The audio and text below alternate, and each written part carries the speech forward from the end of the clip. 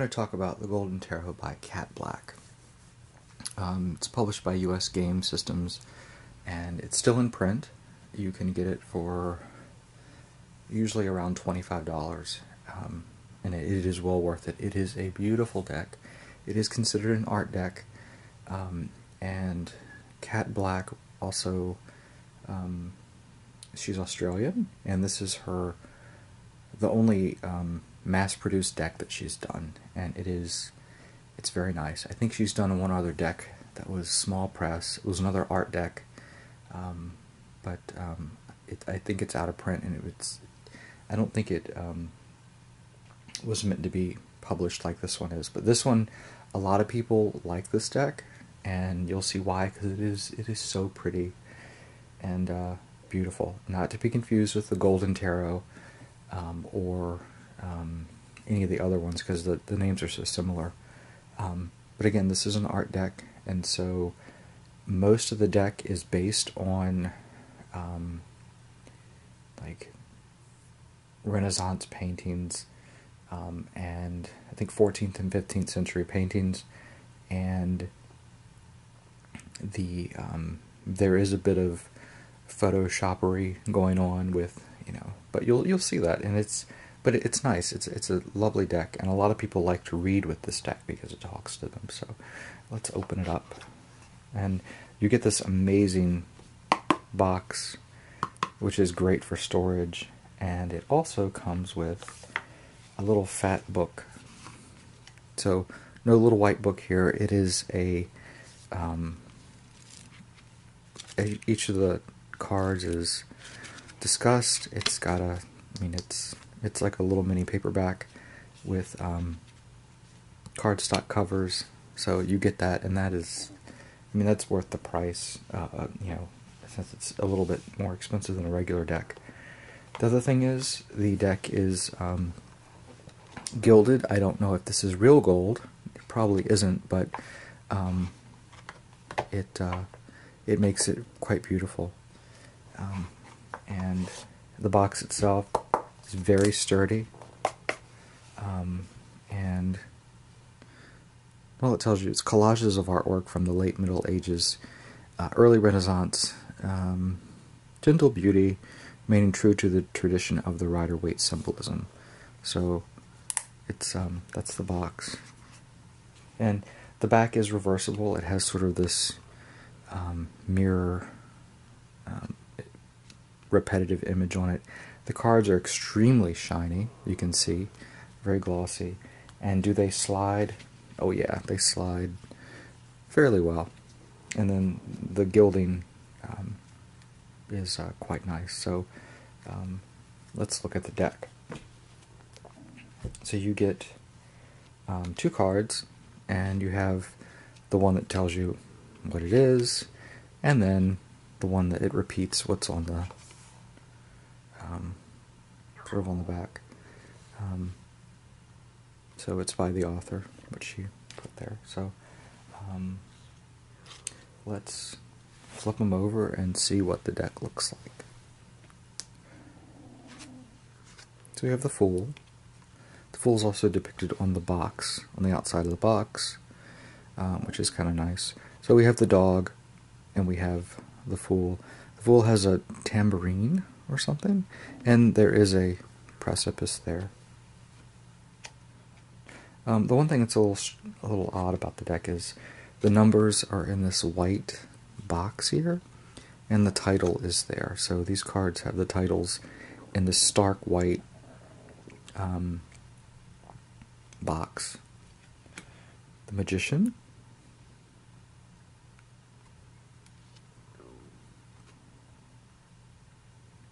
It would be really cool if the deck actually had gilding on the cards, but it doesn't, but that's okay. The cardstock itself is okay. It's a little thin, but standard for the US Games cards.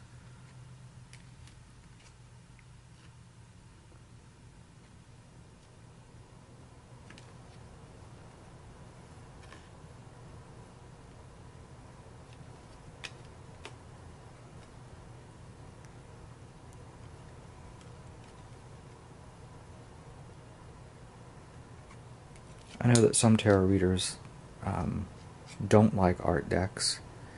I think they really have to speak to you. Like I have the Botticelli, which I like, um, and there's the Dali deck, which is not so much an art deck. It's his own interpretation. It's not one of my favorite decks. I like this one, the Death card, because this pale figure, these little blue angels are like saying, "What's wrong?" Let me open her up. If you ever see the white lily in religious painting, it typically symbolizes virginity. They use it a lot in the Annunciation paintings, and also a walled garden is also yet another symbol of virginity. This one looks almost like a Bosch. It probably is. There's only a few, everybody knows a few Renaissance artists like Da Vinci, Botticelli, Giotto.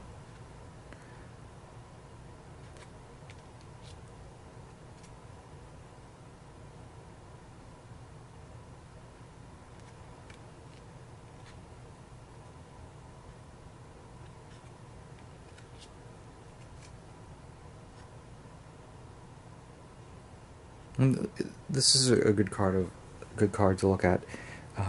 Usually with the world you have the different animals. You have a human, you have some sort of bird, a beast, and which looks like a bear or something, and an ox or a cow.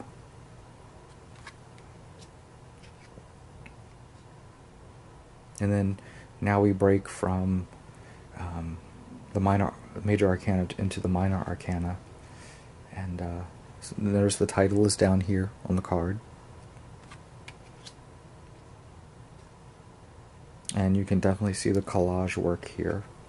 I mean, with the swords and the sweep.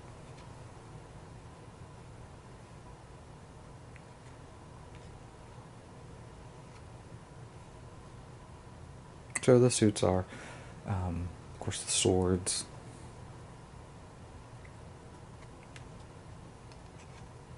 And I thought a really good job was done with interpreting the Rider-Waite.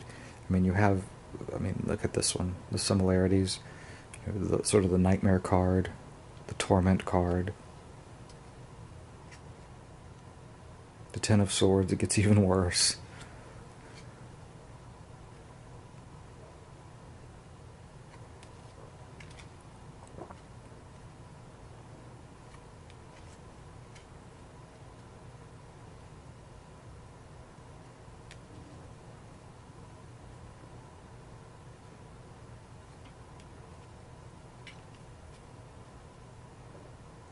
Now, I know this one is from an Annunciation. It is, I'm not sure. My two favorite Annunciation paintings are from Da Vinci and Botticelli. This one is neither one, but during the Renaissance there was a phase where they painted almost these parrot-like wings on angels, which I think are really neat.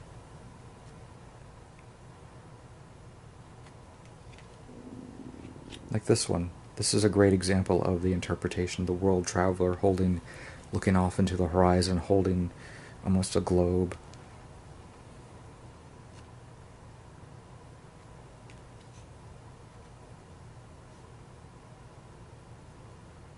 So this deck is highly usable, which I don't say often with sort of special decks. And this is a special deck, but it's highly usable, which I think is why a lot of people they like this deck, and it's been in print for a while.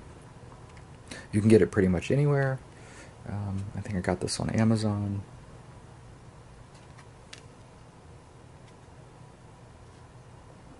I think if the author of the deck did another deck, I think it would be popular as well, because she seems to be very in tune to the symbolism in the tarot.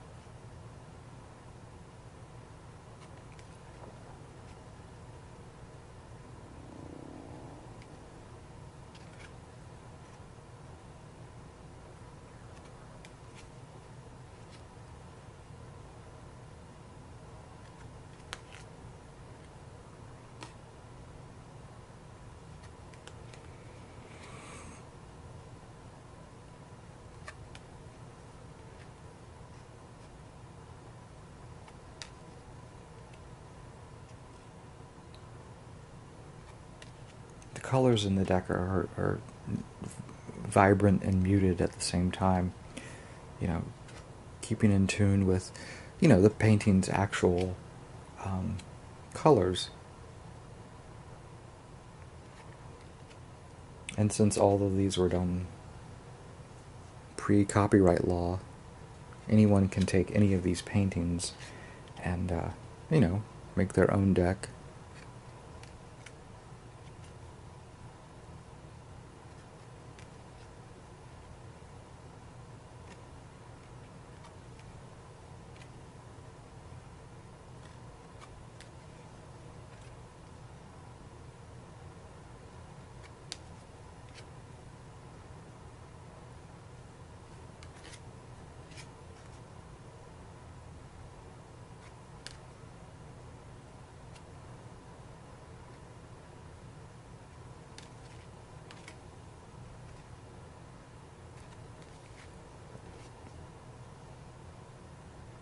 And that's the deck.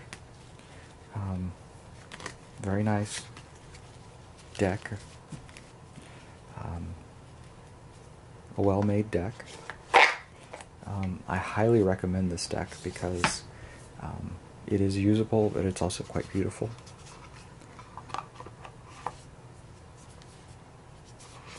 I'll put it on like that. So that's my take on the Golden Tarot by Cat Black. Yeah, you should. It's definitely one I recommend. So if you're more curious about the deck, go ahead and buy it. I don't think you'll be disappointed. Thanks for watching.